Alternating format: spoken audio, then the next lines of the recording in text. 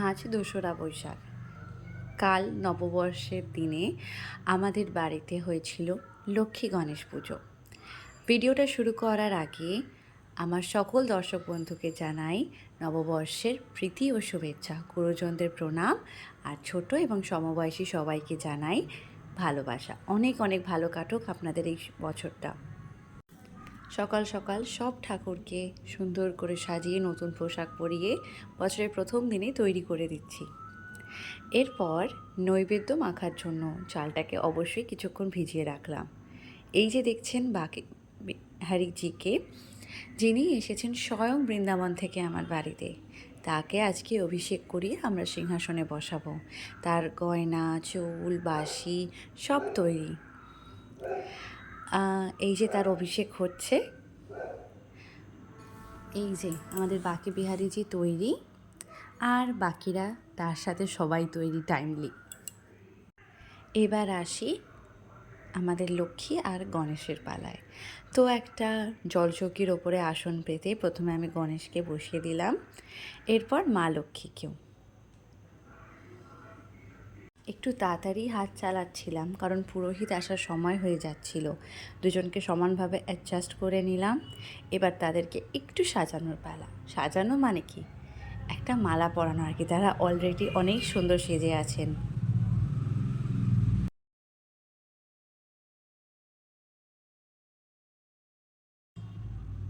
এই যে তাদের কত সুন্দর লাগছে। এবার পুজোর জোগাড় করার পালা। প্রথমে ভালো করে আমি গঙ্গা মাটিকে গোল পাকিয়ে নিচ্ছি যাতে তীরকাঠিটা ভালো মতো বসতে পারে। এবার ঘটে আমি সিঁদুর দিয়ে একটা স্বস্তিক চিহ্ন এঁকে নিচ্ছি, সাথে আম্রপল্লবেও সিঁদুরের ফোঁটা দিয়ে দিলাম।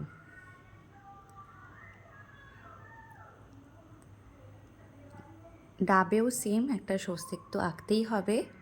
এই ডাবটা আমরা ঘটের ওপরে বসাবো।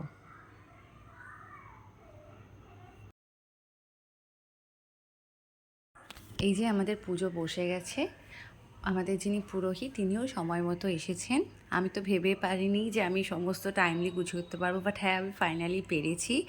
এই যে একটা ওভারঅল লুক, যেখানে সব ঠাকুররা রয়েছেন, ভোগ রয়েছে, নৈবেদ্য, ফল, মিষ্টি সব রেডি।